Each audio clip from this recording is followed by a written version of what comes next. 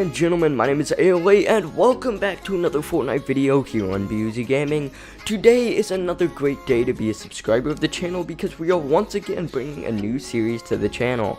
Guys, welcome to Fortnite Mythbusters. This is the show that we bust the myths that you guys leave in the comment section below. Now obviously, since this is the first episode, I didn't have any myths from you guys, so I had to come up with some of my own. But next week guys, I want to bust yours. So make sure to leave any of the myths that you guys have when it comes to Fortnite down in the comments right now or at the end of the video.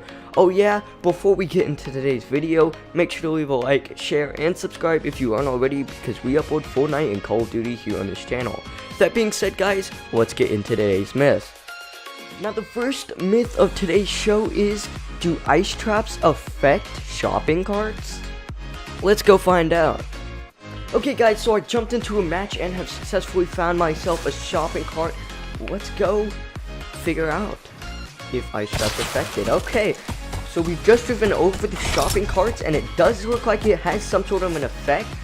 For some reason it feels like the shopping carts are going a little bit slower and it looks a little bit harder to turn.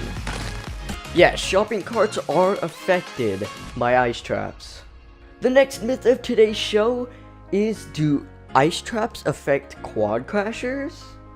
Okay guys, so I've just found myself a quad crasher. Let's go ahead and drive it up this ramp right into the ice traps and see what it does. Ooh, it looks like it has affected the wheels. Let's go ahead and try turning.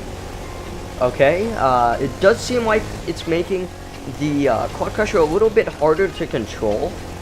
It's like drifting a little bit more. Yes, the quad crushers are affected by the ice traps. The next myth of today's show is, does running with your pickaxe out make you run faster? Okay guys, so we are here at the soccer stadium, and the way that we're going to be testing it is by running from goal line to goal line.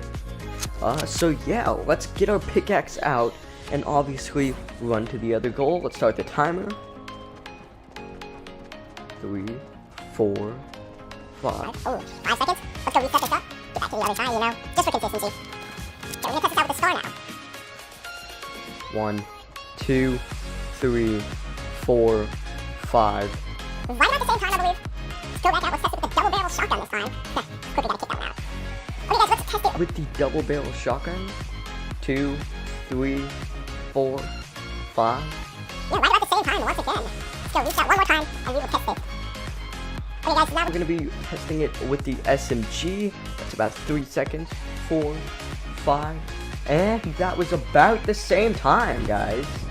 No, running with your pickaxe does not make you run faster. And on to the next myth of today's show, guys.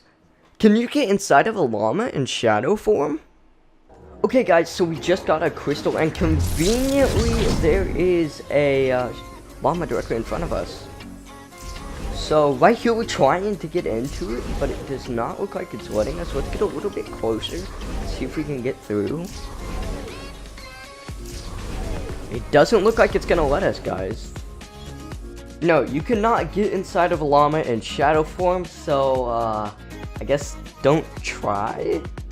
And on to the next myth. The next myth, guys, is, can you boost yourself twice as high using a bouncer and a corruption pad? Alright, so we had to get into a playground match to do this because obviously bouncers aren't in the normal game mode anymore, sadly. But anyways, let's build up here and obviously place down our bouncer right next to the corruption pad so we can jump on it as we just did and land on the corruption pad.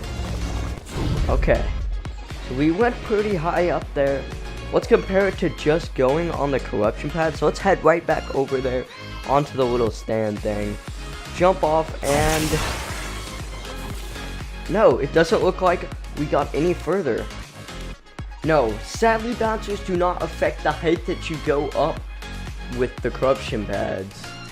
The next myth of today's show is, if you jump from max height and land on the corruption pad, do you avoid fall damage? Okay guys, so I built a massive staircase all the way up to max height. Let's head right up there and jump off onto the corruption pad.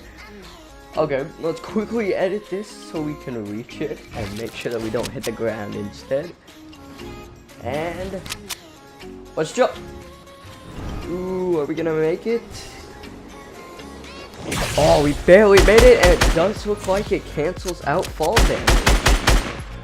Yes, guys, corruption pads do cancel out fall damage.